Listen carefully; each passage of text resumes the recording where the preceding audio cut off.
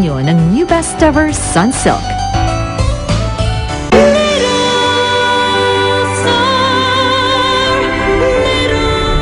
Maganda yung makita nila sa TV na nakiramay tayo kay Helen. Oh, sandali. Ihanda mo na yung sarili mo. O, tissue.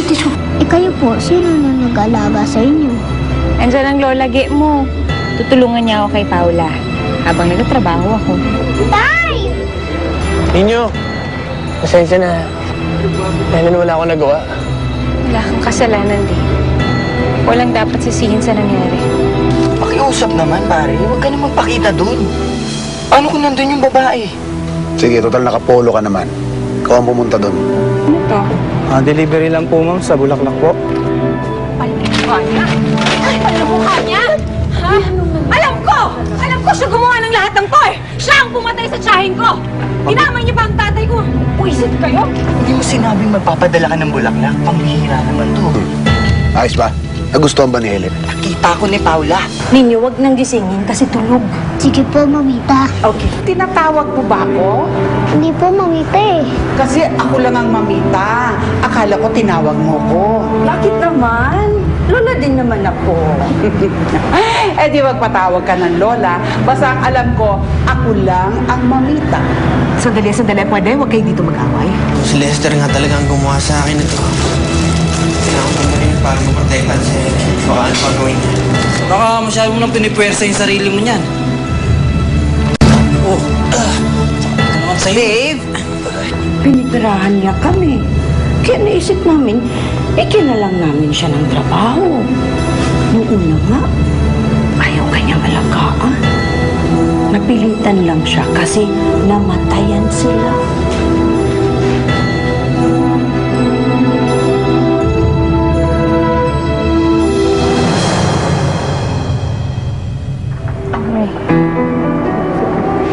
Ay, Aling Linda. Helen, pasensya na hindi ako nakipaglamay. Ito, pagsaluhan nyo na sa Noche Buena. Salamat po, Aling Linda. Merry Christmas po. Merry Christmas din. Salamat po dito, ah.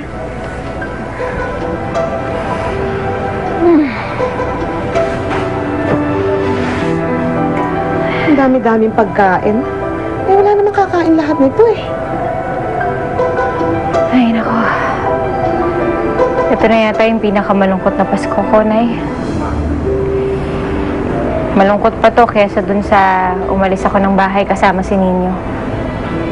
At least noon, alam ko ligtas silang lahat. Kung hindi siguro ako umuwi dito, siguro hanggang ngayon, buhay pa rin sila tatay. Ano ka ba naman, Helen? Lahat na lang sabi mo, wag lang yan. Sigurado ko na masaya naman ang tatay mo na nagkita kayo ulit. Ako lang nagdala ng gulo dito eh. Kung may nangyari pang masama kay Paula, ewan ko na lang. Buti na lang ligtas siya. Nay, Anggi. Ayoko mo kasing iwan si Paula mag-isa eh. Kaya lang, wala naman akong magawa dahil nakapirma na ako ng kontrata. Tapos nakapag-advance na rin ako ng sweldo para sa pagpalibing nila tatay. Aba naman. Eh para saan pang nandito ako? Sige na, ako nang bahala sa kapatid mo. Ako magbabantay sa kanya. Eh, tuloy mo na yan. Lalo na sa mga pangyayaring ganito, kailangan magtuloy ang buhay. Buti na lang kung may mga taong katulad ni Lester. Meron ding taong katulad niya na mabait. Si Lester nga pala, paano? Eh, kung siya talaga ang may kagagawa nito, eh, paano kung bumalik dito? Eh, pinablatter na ho namin siya eh. At kung merong mangyayaring masama sa amin, siya ang pupuntahan agad ng mga pulis. Ayun ka na, Nay. Kain na tayo.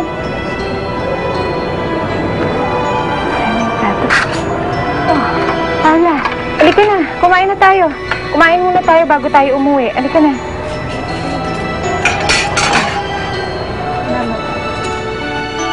Matulog ka na, ha? Gisingin ka na lang namin mamaya pag Noche Buena na, okay? Okay. Sige, sleep ka na. Go. Take off your shoes na. Go to bed. Go. Ako magtatanda. Okay. Okay. Okay. Okay, good night, baby. Good night, good night.